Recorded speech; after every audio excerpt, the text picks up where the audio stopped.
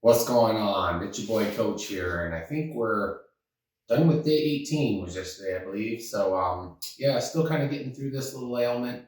And I'm doing all right in terms of keeping my calories kind of within where they need to be. I had to back off some activity a little bit just to make sure that I can heal because the most important thing, I know it's tempting to push through, get the body going and maybe it'll make you feel better. But for me, I can just feel it's been deep in my lungs. I don't want that to turn into any kind of pneumonia or anything like that. So to me, I just can feel, if I start elevating my heart rate, it just starts hurting and burning. So I'm just taking it easy. I'm still getting some lifting in, just at a lower intensity, really getting a squeeze of the muscle and the contraction. And that's kind of my goal is kind of get through this. So today, and actually something that's very important in recovery from ailment is sleep. And actually, since I had a very poor night of sleep a few nights ago, I've prioritized that to make sure I went to bed on time is kind of the first thing. And I think most of us know that how important sleep is, not only in recovery and how we feel, our mood,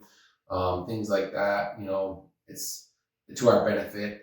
I struggled with insomnia for a long time. And so I have to use, some of the hacks, to get to bed. And that's actually something I'm going to bring up. There's many ways to improve sleep. And, I'm not going to go through the plethora of ideas that are out there and things that can help you. So that's something you can look into, but just some things to start with. Um, Sometimes it's just in the form of an Epsom bath. This one's, to calm down. It's got lavender in there, kind of supposed to help you kind of wind down. I don't know if lavender is kind of the key in there that helps the body soothe, but that's one little idea. Another is they have some teas out there. Make sure you get caffeine free. Yes, I drink caffeine in my sodas before I go to bed, and I don't know if that's probably part of the reason I don't sleep, but I don't think so because caffeine in the past, I can drink a cup of coffee and go to sleep. So I'm not going to say that's my problem. It's a number of other things. But either way, back to kind of what we're talking about is there's some teas out there and drinks that can probably help you. And was this one got like chamomile or whatever? So something to look into. One I've been using for about a decade is melatonin. It really helps me go to sleep. And I get this point where if I pass my window, I'm just going to be up for a long time. So these kind of help me kind of get tired, just follow the instructions. Don't take too many. I've tried that too. And it's actually least effective if you start trying to increase dosages, take breaks from time to time. So that way you don't become dependent on it.